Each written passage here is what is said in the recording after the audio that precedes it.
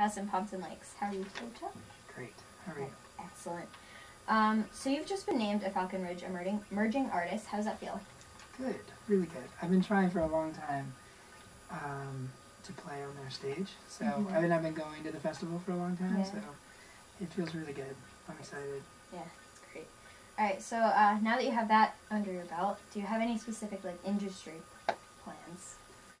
Well, any specific industry plans? I've been playing with a band more often, so I've been I'm trying, and we recorded a record together that I'm about to release. So I'm trying to find the right sort of following for us, the right demographic, you know, because it's a little different from the folkier stuff that I've been doing. Yeah.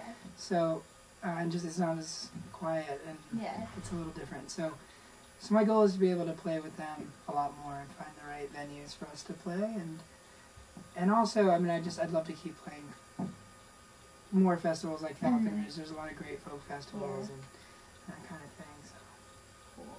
Yeah. All right. So to get where you are, what has been the biggest obstacle that you had to overcome to get on stage and? Well, let's see. It took me a long time. I'm a pretty shy person to begin with, so it took me a while to be able to get up in front of people. I did a lot of open micing. That helped. But it's the thing that sort of made it not scary anymore was having a community of friends who were songwriters who helped me believe that my songs were good enough, you know what I mean? And then once I felt really good about the songs that I was playing, I felt like I knew what I was doing. It became really easy to get up and in front of people. Okay. Yeah. Alright, so the New York Times reviewed you as sensitive, introspective, and inspired. What inspires you to write your music? Oh, this is going to sound really stupid, but everything. Really everything. I'm always thinking about songs when I'm in anything that I'm experiencing or reading or doing. I'm always seeing it through the lens of a songwriter, and so and it doesn't take much to inspire me because I just think life is really amazing. That's great. So it's a good way to look at things. Yeah. Alright. Do you have a specific process you go through, or is it more like a spontaneous thing? You said everything. Every song, it comes out differently. It's really kind of interesting. I have a process. I write a lot in a journal. I just write down ideas a lot, and a lot of different lines, but it's usually kind of gibberish. And then I always have musical things happen, that I'm working on guitar, and so some of the time it's just integrating those two things in some way that makes sense. But other times I just, like I was explaining tonight, I play this one song I had a dream about, and I just woke up and wrote the song on the spot. And I find that the best songs that I write are the ones that I write without ever having thought about that thing before or ever written anything down about it. So I'm trying more and more to be as spontaneous as I can. But I think it takes a lot of practice first at just sitting down, writing, and doing a lot of the sort of your homework for a while, and then it becomes a lot easier to just sit down and write a song, you know what I mean? Alright, so you have the homework, so if someone were to look at your iPod, what would be your top maybe 3 played songs? And why? That's so hard to answer. I've been lately, what have I been playing lately? Well, I'm a really big Sufjan Stevens fan. I've been listening to his records for a long time, and I seem to always pop one of his songs on. Illinois is my favorite record, pretty much of all time. So that's one. I'm not going to give you a specific song because I love that whole album. Oh God, what else have I been listening to? Can we come back to this question? Because you asked me, I can't remember. It's perfectly fine. I won't think about it, but ask me in the end. Okay. Alright, so of those people that you listen to on your Oh, iPod. this is related to the next question. This is related to the next question. It all flows. I'm sorry. Who has been your biggest musical influence? Oh, that's another tough one. Because I've had so many. When I started writing, I was listening to the Indigo Girls and Metallica. They were like my two favorite bands at the time.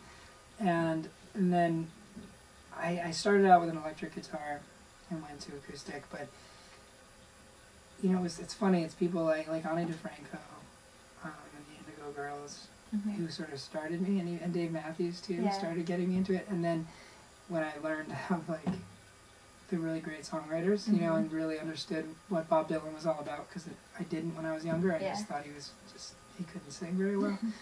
But so I listen to a lot of folk. I love some folk, you know, like Woody Guthrie and Pete Seeger and stuff are huge influences. But so are, like, Radiohead is one of my favorite bands and has been for a long time. And they influence me a lot too. So it's really hard to answer that. Yeah. Again, they all kind of influence. Of course. All right. So are your favorite musicians the same as the ones that influence you? If they're different, then why? Why do you think that's so? I think all the music I listen to influences me, and I like certain things about different kinds of music, you know, because I listen to, I love classical music, and the music obviously that I play doesn't sound anything like that, but there are little pieces of it that I take and put into songs in different ways. So, you know, I definitely wouldn't just say that like my favorite musicians are the most influential. Okay.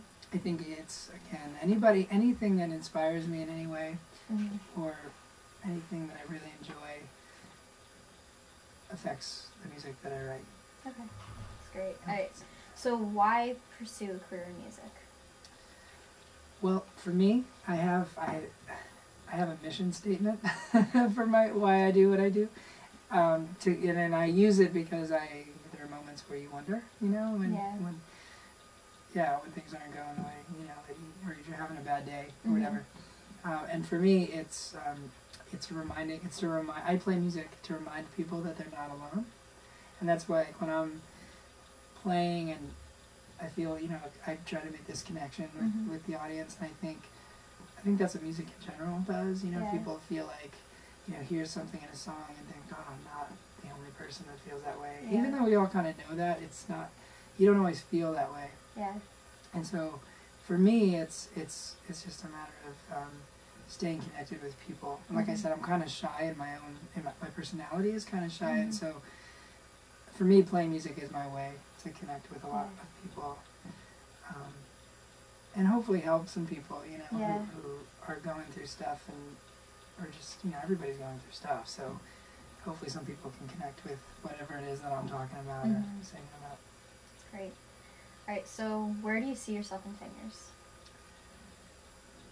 Madison Square Garden. Well, that'd be really cool. I really don't know.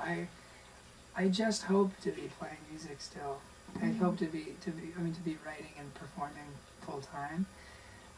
That's where I hope to be, and I'm pretty confident that I will be. Okay. I'm not sure what it'll look like. I don't even know what the music will sound like at that point, but as long as I'm still doing something honest. Great. Alright, so we want to come back to the other question, because that was my last one. I have been listening. I've been listening to Regina Spektor a lot lately. She's one of my favorites, and there's something that I keep listening to, and I can't remember what it is. Hold on, give me a second. It's coming.